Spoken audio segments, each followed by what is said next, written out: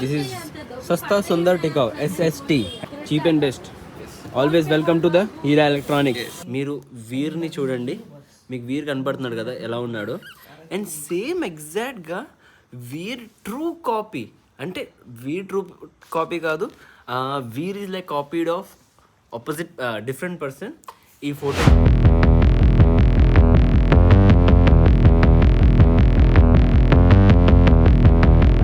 నమస్తే, good afternoon and మళ్ళీ నా ఛానల్కి మీకు స్వాగతం. ఇప్పుడు నేను వచ్చాను బీసెంట్ రోడ్ ఎన్టీఆర్ కాంప్లెక్స్ దగ్గరికి. అండ్ నాకు యాక్చువల్లీ కార్ కోసం ఒక ఫోన్ హోల్డర్ కావాలని నేను వచ్చాను. ఆల్రెడీ ఒక ఫోన్ హోల్డర్ ఉంది, బట్ ఏంటంటే ఇంకొక ఫోన్ హోల్డర్ కావాలి in case of emergency. And ఇంకా షార్ట్స్ తీయాలంటే వేరే వేరే యాంగిల్లో, డిఫరెంట్ యాంగిల్లో తీయాలంటే ఇంకో హోల్డర్ ఉండాలి కదా. సో అందుకనే కొనడానికి వచ్చాను NTR complex.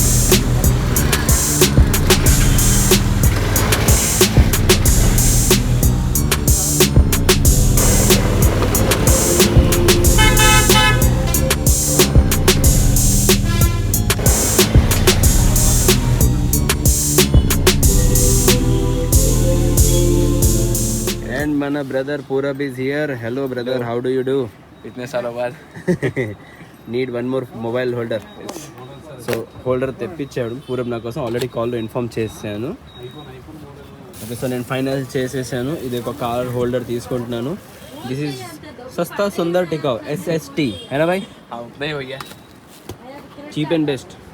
Always welcome to the Heera electronics. ఈ షాప్కి ఫ్రీగా ప్రమోషన్ చేస్తాను, బట్ ఇప్పుడు పేమెంట్ తీసుకోవాలి.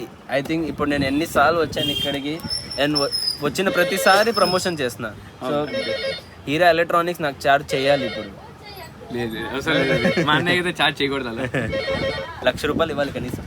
అసలు ఇవ్వకూడదు. సో నేను ఇప్పుడు ఇక్కడ ఒక ఐటమ్ కొనడానికి వచ్చాను. జస్ట్ ఈ ఒక మొబైల్ హోల్డర్ కొందాం వచ్చాను, బట్ ప్లాన్ ఈస్ చేంజ్. నేనేమో ఇన్ని ఐటమ్స్ తీసుకెళ్తున్నాను, పట్టుకెళ్తున్నాను. చూడండి, ఇదొకటి. సో ఇన్ని ఐటమ్స్ తీసుకెళ్తాను. సో కావాల్సిన సామాన్ అన్ని తీసుకున్నాను. అండ్ ఇప్పుడు ఇక్కడ నుంచి బయలుదేరిపోతాం. లేట్ అయిపోతుంది. త్వరగా ఇంటికి వెళ్ళి దాని తర్వాత డూడుల్కి కూడా వాకింగ్ తీసుకెళ్ళాలి. Let's move fast. లక్కీలీ నా దగ్గర 2-వీలర్ ఉంది. అంటే ఈ 2-వీలర్ నాది కాదు, వెస్పా. ఇది మా తెలిసిన వాళ్ళది. మా పాతింటి దగ్గర పక్కన ఒకళ్ళు ఉంటారు, అన్నయ్యది బండి.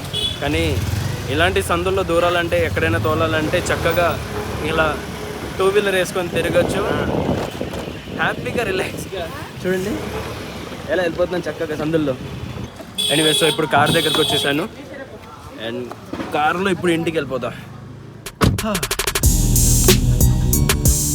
ఎప్పుడైనా సరే మనము 2-వీలర్ తోలి దాని తర్వాత 4-వీలర్ తోలితే ఒక డిఫరెన్స్ అనిపిస్తుంది మనకి. అండ్ అలాగే 4-వీలర్ తోలి మళ్ళీ 2-వీలర్ తోలితే దానికి కూడా డిఫరెన్స్ వస్తుంది.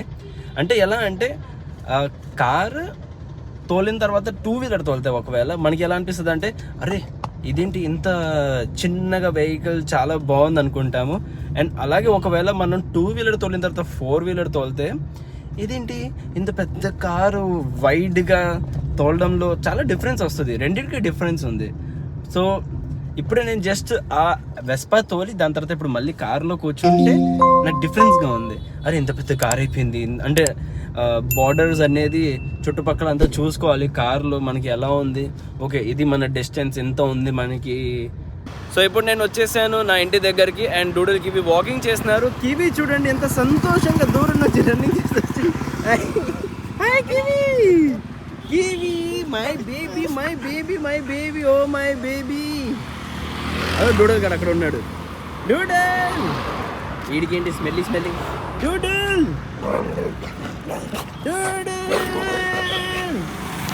అండ్ ఇదిగోండి నిషా కూడా వచ్చేసింది వాకింగ్ చేస్తూ. హాయ్ కివి, అండ్ అక్కడ చూడండి కివి వెయిట్ చేస్తుంది ఎప్పుడు తీసుకెళ్తారని. వాకింగ్ తనకి ఇంట్రెస్ట్ లేదు. ఈ మధ్య నేను మార్నింగ్ పూట బై కార్లో దాన్ని బాగా తిప్పుతున్నాను కదా. సో అందుకనే తను ఇప్పుడు అంటుంది, నన్ను తిప్పు, కార్లో తిప్పు అంటుంది. కార్ దగ్గర వెళ్ళి కూర్చోండి. అదే డూడల్ చూస్తే అక్కడెక్కడో తిరుగుతున్నాడు, వాకింగ్ చేస్తున్నాడు. అది ఉంది అక్కడెక్కడ ఉన్నాడు. అది వస్తున్నాడు. ఆజా come, good boy. Kiwi come, good girl. So guys, అయితే ఇప్పుడు నేను ఇంటికి వచ్చేసాను. అండ్ ఒక వియర్డ్ కాదు యాక్చువల్లీ, ఒక షాకింగ్ థింగ్ నేను నోటీస్ చేశాను. అది అసలు నేను ఇమాజిన్ కూడా చేయలేకపోతున్నాను అది ఎలా ఉందని. ఓకే, ఫస్ట్ ఏంటంటే మీరు వీర్ని చూడండి, మీకు వీర్ కనపడుతున్నాడు కదా ఎలా ఉన్నాడో, అండ్ సేమ్ ఎగ్జాక్ట్గా వీర్ ట్రూ కాపీ, అంటే వీర్ ట్రూ కాపీ కాదు, వీర్ is like copied of opposite different person. ఈ ఫోటో చూడండి, ఈ ఫోటో చూసినారా, అండ్ సేమ్ వీర్ అలాగే ఉన్నాడు, డిట్టో అలాగే కనపడుతున్నాడు నాకు. చూసి ditto same to same. Okay, ఏడుస్తున్నాడు. Sorry to disturb baby. Sleep.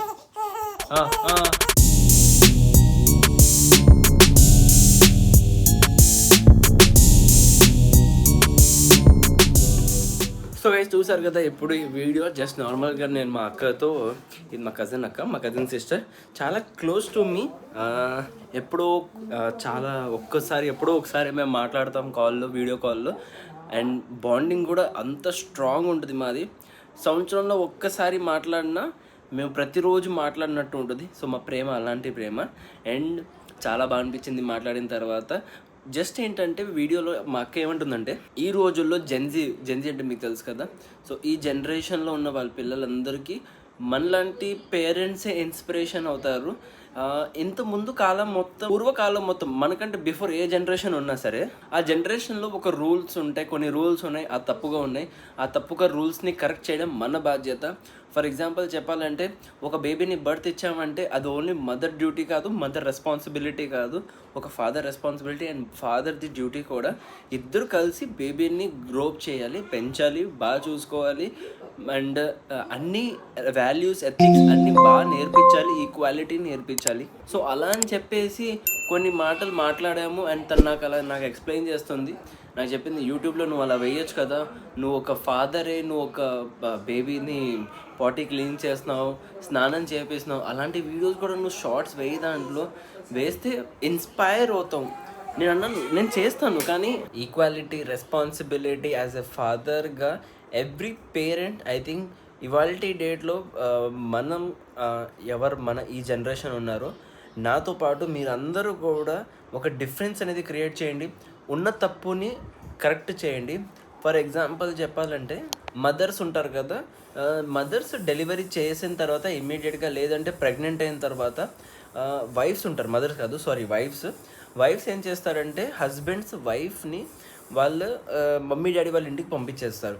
వాళ్ళ మమ్మీ డాడీ బాగా చూసుకోవాలి, ఒక వైఫ్ వాళ్ళ కూతుర్ని వాళ్ళు బాగా చూసుకోవాలి, ప్రెగ్నెంట్ ఉంది కాబట్టి మంచిగా తినిపించాలి, అండ్ ఏదైనా సరే మొత్తం మీద ఓవరాల్ బాడీ మీద కానీ ఏదైనా సరే అత్తగారు చూడకూడదు అంటారు, అండ్ వాళ్ళు ఉన్న అమ్మ నాన్న చూసుకోవాలంటారు. కానీ అది తప్పు కదా.